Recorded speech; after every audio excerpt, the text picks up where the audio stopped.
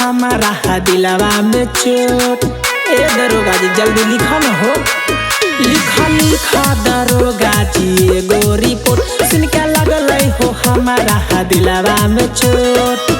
पातर छीतर साली छ हमर सुगा जैसन ठोर। पातर छीतर साली छ हमर सुगा जैसन ठोर।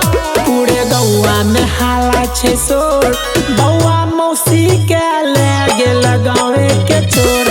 पूरे गौआ में हाला छे शोर, भौजी बहिन के ले गेल गाँवे के चोर।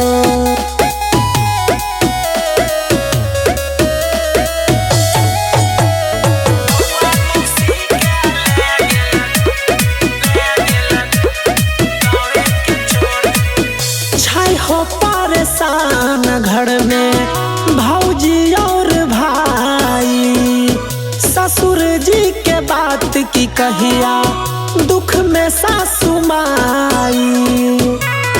ए दरोगा जी हाँ हाँ छै हो परेशान घर में भौजी और भाई, ससुर जी के बात की कहिया दुख में सासू माई। देखै में सावली सूरत यहाँ कर दिल छै बड़ा बेजोर। पूरे गौआ में हाला छै शोर, बौआ मौसी के ले गेल गौए के चोर। पूरे गौआ में हाला छै शोर, भौजी बहिन के ले गेल गौए के चोर।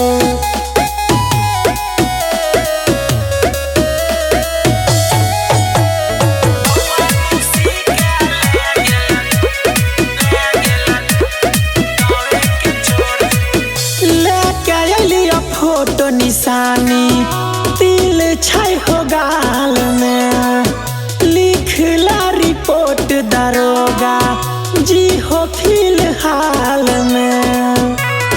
लिख लेना दरोगा जी हाँ हाँ लेके अलिया फोटो निशानी तिल छै हो गाल में, लिखला रिपोर्ट दरोगा जी हो फिलहाल में।